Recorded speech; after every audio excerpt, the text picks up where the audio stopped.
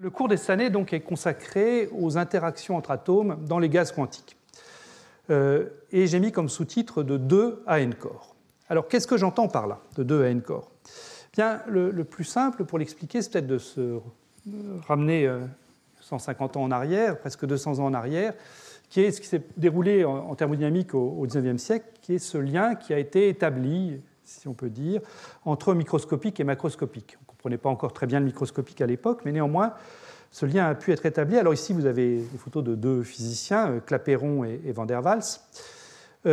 Clapeyron, je dirais, c'est la loi macroscopique de base. C'est la loi macroscopique des gaz parfaits, PV égale N kBT. Alors évidemment, il ne l'a pas écrite comme ça parce que la constante de Boltzmann n'existait pas en 1834, mais bon, il utilisait des moles et des nombres d'Avogadro. En tout cas, il avait cette relation de proportionnalité entre la pression fois volume et température.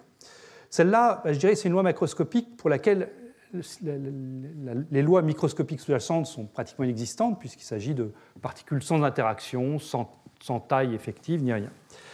Donc le premier à avoir vraiment fait un pas dans ce lien macroscopique-microscopique, eh bien, c'est Van der Waals, qui, donc, une quarantaine d'années après Clapeyron, dans sa thèse, propose une loi pour ce qu'il appelle des gaz réels.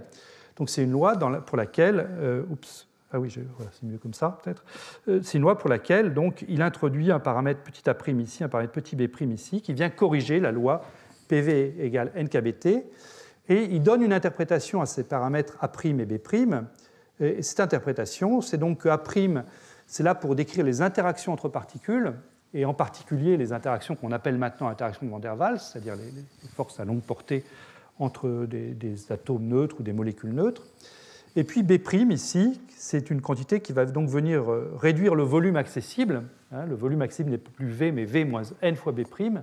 Et c'est donc le volume occupé par chacune des molécules du gaz, considérée comme une sphère dure, une sphère impénétrable.